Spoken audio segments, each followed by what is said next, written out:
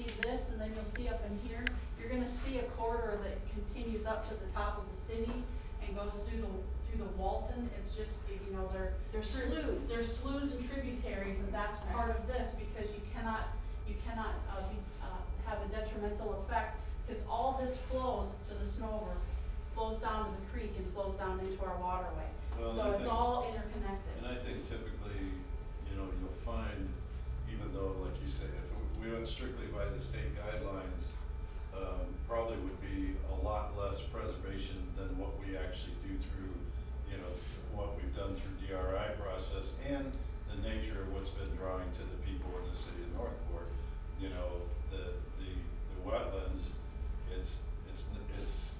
it's cheaper, you know, and better sometimes to preserve them and build around it and create an environment that people can live in, you know, and so they're not just going in and filling in and that's it. And Swiftmud, as Michele said, they're pretty particular on making sure that those connections to the wetlands that, you know, that go from, you know, from area to area are staying intact, you know, so. And is the land around the waters that are the pockets of water, is the land around that also being protected somehow? They have a certain amount of buffering that they have that are required for their shelves. They cannot build right up to the wetlands. They do have to have, you know, whether it's 25 or 50 feet, whatever the legislative boundaries are, and they're in our code, they have to stay away from those. But you'll see in another map, you'll see this corridor goes through, and we do look to, and we do get, we look for advice, and we do hire consultants, or work with US Fish, Swiftmud, all the state agencies. When we have a question or a project, they assist us in making sure that we protect what we need to protect. And you will also get a developer who will come in, and they will ask if they can fill in portions, or if a wetland system is not functioning, or if they can preserve a better area, and they will fill in other areas. You know, I mean, we get all kinds, but we look to our experts to help us walk through those technical issues when they do come through. But typically again, we're pre-platted, so there's not a whole lot of areas left to do that. But when we get out here,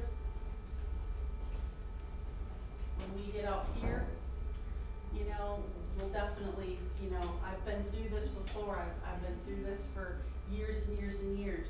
I had a developer who wanted to fill in what was the equivalent of 1 square mile worth of wetlands and preserving areas, and we had some pretty strong objections from our state agencies that helped us through that.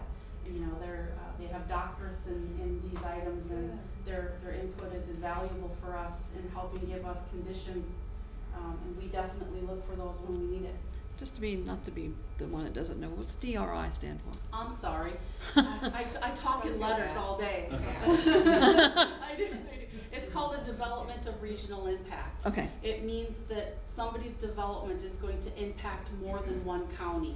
So in this particular instance, a lot of these large developments are impacting Charlotte County just as much as they are Northport, for traffic, water, sewer, things of that nature. So they have to go through a state vetting through state agencies such as Department of Transportation, Swiftmud, Department of Environmental Protection, the State Historic, Man, I kind of feel sorry for those guys. Yeah, it's a very it's probably excessive. It's an expensive and lengthy process, but everybody has a stake, because the impacts are outside of just Northport and need to be vetted by, and even Sarasota County is part of the vetting process for those. Now that the state eliminated its DRI process, Right. do you still follow DRI procedures, or what other procedure do you go with if it's not the DRI? Currently, we are still following DRI processes. You know, we've had this discussion internally, because we've got. And is that just for your existing DRIs prior that are grandfathered in, or are they for new developments that may come up? We've got, the Heron DRI right here. We have this, again, the Woodlands DRI. Those are the only two developments of regional impact we have in the city. This one is, goes as far back as as 1985. And this one is working at, they're about done with their residential and they're working on their commercial.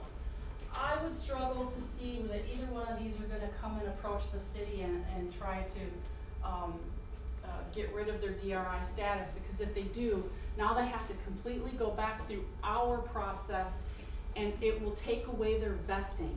If they get rid of their development order, they don't have their vesting anymore. And this guy, he needs his commercial square feet vesting, and this guy needs both his commercial and his residential vesting. I don't think either one of them are in a position to wanna redo that, start over, and then go through the city process. It'd probably be way too costly. I do think, and it's a good question, that we need to look at some sort of a sub-DRI type of extra process for them to have to go through, because we will continue to make them go through a similar process. Because, you know, we will have to send it out to SwiftMud and DOT regardless. So either way, if they start over, but for a new development of regional impact, you know, they'll still go through our process and they'll be vetted as we are, but we've done enough DRIs now to know, you know, everything that we're gonna be looking for. Right. It'll basically be the same, but I don't think they're going to give up their vested rights. Do they need permission from the Army Corps of Engineers to fill in wetlands? Typically, yeah, they do. Like They do. always, though, not just typically, isn't that like kind of It's, they definitely have a process, but they have to work through, so it's all through a permitting process that they go through. We have a stormwater manager that follows it through, but typically, yeah, if they wanna go through, they have to fill in, they do need an Army Corps permit. This one, I just threw this in here again. This is the War Mineral Springs property. It's an 81-acre property, but 30% of it is considered environmentally sensitive or is considered open space. And then again, this one is Activity Center 8. It's out by River Road. It's 211 acres, but 33% of it is environmental, recreation, open space, or wetlands. So, you know, you'll build in the uplands, but a vast majority of these activity centers will have protected open space, and that's not part of the overall percentages that I was telling you. This is the West Villages. For any, does everybody know where this is? Thomas Ranch. Thomas Ranch. Which is 41, the, Right, this is River Road, gotcha. US 41, West Villages Parkway, Grand Paradiso, Island Walk. This is our new Village B that just came in. And you can see, based on this map, and this is just the coloring on this map, 444 acres of the West Villages will be recreation open space, 15 acres will be multi-use trails, and 280 acres will be public and private parks. And this doesn't include, you know, any of the lakes or any of the internal spaces. This is just what you see here on this map. Matamay and the West Villages, I mean, they have greenways, trails. These guys are doing a fantastic job of protecting what needs to be protected, keeping their density tight, and because that sells for them. So like you said, they use the beauty of the ranch to their benefit. They squeeze development in and they protect everything that they can.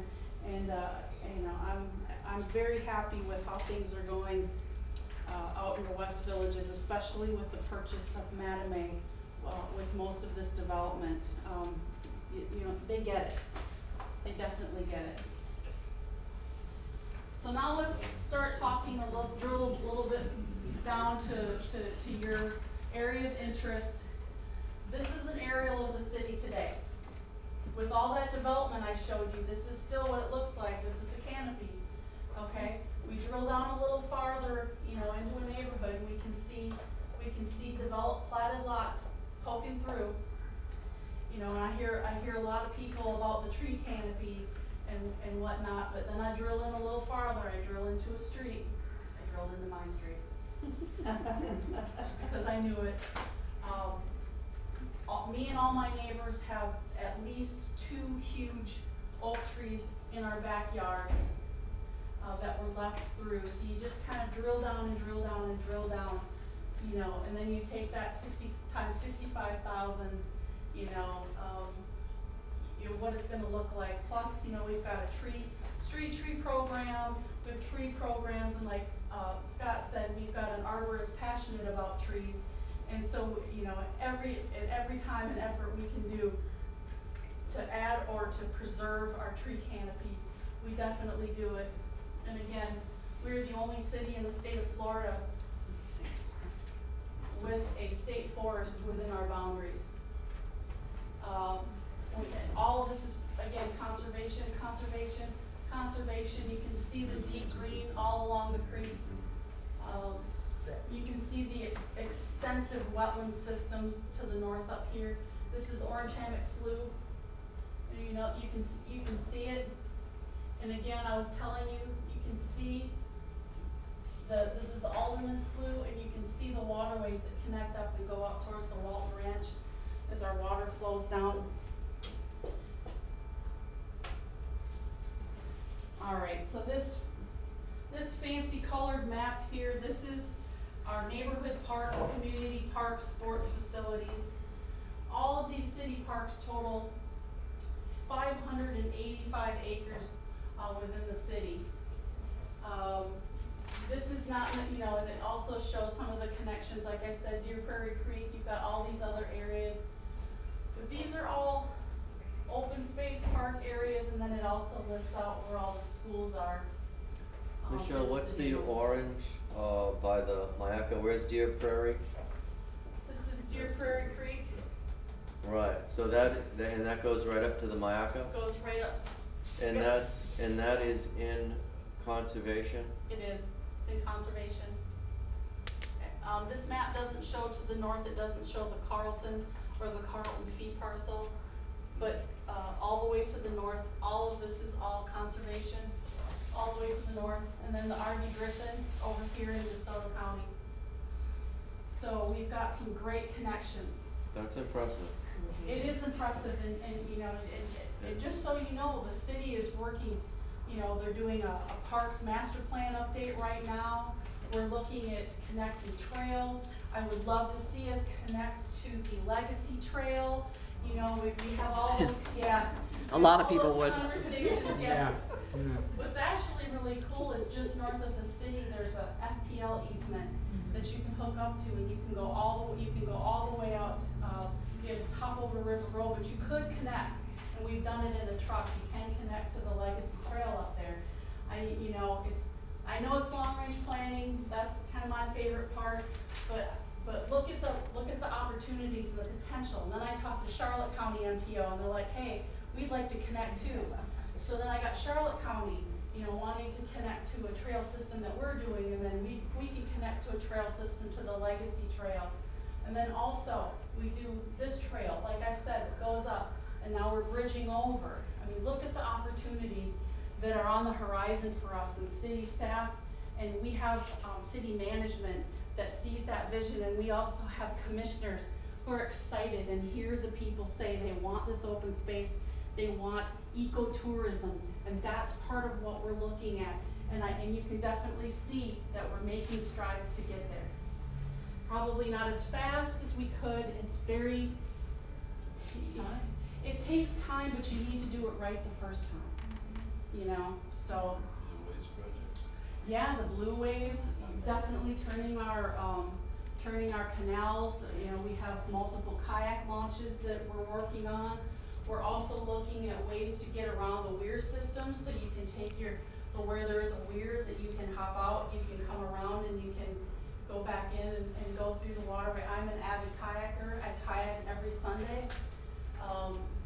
So it's definitely would be nice to be able to do something close. I would like to drop down here by the park, or you can even drop drop down here now, you can drop down here and get through the systems. But definitely if you drop down here, look at the systems that you have through here to go to. But you can drop down here now and you can get out through this system. So again, ecotourism, we're investing, Swiftland's investing, we're working with these people to have joint ventures to add tourism and add recreational activities. Michele, remind us what a weir is, please. The weir, sorry, it's the dam in the major canals. When we have storms, we lift them up or lift them down to let the rain go through, but they block basically the whole canal.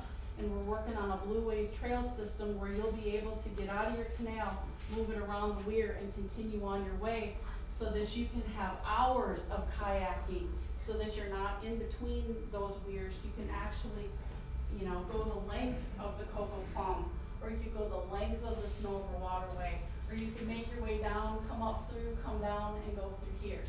If, you know, like me, I don't wanna go on a half, that's a lot to lug around. I want at least 2 to 3 hour kayak trip.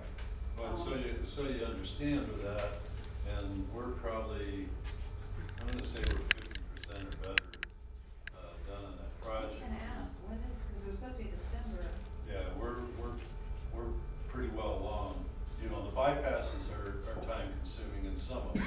If you look at the structure that we had to do, you know, on Northport Boulevard, if you come across where City Hall used to be there, and you look to your left and you see the big wooden pillars and stuff, has created quite a system to be able to, you know, to come out of, you know, on that side of the waterway and go down a little ramp and turn another ramp and turn another ramp, and then load your kayak down in the lower portion. That then will go from there back behind the water and sewer plant area there, and another bypass there that will take you around the outside of that, and you can take that all the way up to Butler Park from there, which will have another unloading point there. So all of that starting at Blue Ridge Park, you know, it already has the kayak launch area there, which goes then to McKibben, and McKibben already has so you can go back and forth between those now. So it's a horseshoe at that point. And pardon me? It's like a horseshoe. Yeah. 'Cause it would be- Yeah, not connected all the way. Right, but I mean, you know. But eventually, yes, this is actually a beginning phase, or phase 1 and phase 2, I believe, of it. So, you know, again, from McKibben Park, you can go from that and go around the next weir that you hit there, which drops you down into the Cocoa Plum level, and then out, you know, so you make that loop, as you say. Yes, It's You pretty can exciting. drag around the weirs now? Pardon me? You can drag around the weirs now? I'm not sure that they're completed or opened up yet to, you know, for that, but you can, you know, go Blue Ridge to McKibben currently. Yeah. And I know they've completed the one, but whether they've made it operational, because I know that they still wanna make sure they have certain protections, you know, that if you're coming down there, they really don't want people flying off the weir down to the lower level, you know, even though I said I think that they should have just put a ramp and let you take the ride. Yeah, you should down. have to be in your kayak when you do Be a little bit that. harder coming back, but, you know, Locks. but it's There you go. pretty, you know, it's a great expenditure and great backing by the people commission in this and well country aren't smart supported. It's enough to gonna be afford great it. for the state. We also have, you know, in planning for the future and for the future growth, we also have land set aside for future parks. We have a park out here, and actually really nice. I've been out here several times. There's a really pretty lake out there. There's a lot of potential out here for, you know, maybe camping or something out here. Short chart. Out in the Shire. There's a piece of property right here that we're looking at for future park development. We got a 63-acre park out here that we're looking at, but we are working with the district to maybe find a better location because there's a lot of wetlands out here, to, you know, maybe have some nice ball fields, out there. So there's a lot of activity and a lot of investment being made in our parks now, and then preserving those lands so that we can build them up as we go, into the future.